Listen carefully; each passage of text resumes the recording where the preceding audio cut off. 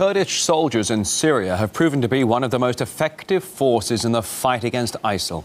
They've managed to seize strategic territory, including large oil refineries, and continue to force the extremists back.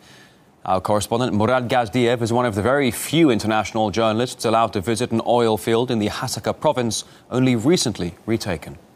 Karacha oil field that's pretty famous here in Syria, currently controlled by Syrian Kurds, the YPG. You probably can't tell because of the fog, but it's also vast. These pump heads stretch from horizon to horizon with underground pipes connecting them all. But they're inactive, mostly offline, and that is because Syrian Kurds, the YPG, have no one to sell this oil to. To the west and to the south you have ISIS, to the east Iraq, and to the north Turkey, which arguably views Syrian Kurds as a bigger threat to itself than ISIS. Turkey was always against us. They were hostile from the start. They stopped anything from crossing the border: medicine, food, goods. A rich and prosperous Syrian Kurdistan would give Turkish Kurds ideas, ones which President Erdogan probably wouldn't want them to have. Syrian Kurds have built even primitive refineries.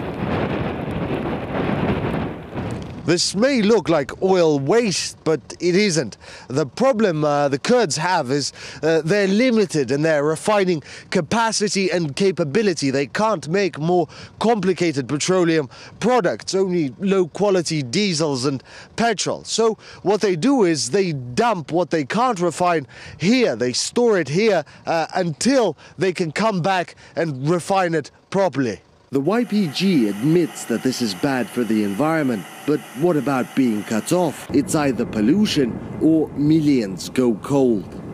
A working pump head. The YPG cycles these on and off to keep the cogs turning, to keep the machines from idling for too long.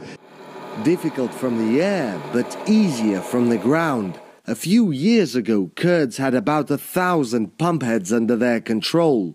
Since then, they've tripled that number, taking oil well after oil field from ISIS. Murad Gazdiev, RT from Hasaka, Syria. It's estimated Islamic State makes around $80 million a month. Over 40% of that comes from the illegal oil trade. Around half is made from taxes imposed on the population of ISIL-controlled areas. And the rest comes from smuggling, electricity sales and donations. Because of the importance of the oil trade to ISIL, Russia has carried out more than 5,000 combat sorties, destroying an estimated 2,000 targets linked to oil. The US-led coalition has also conducted 65 airstrikes against ISIL refineries and around 1,000 targets damaged or destroyed.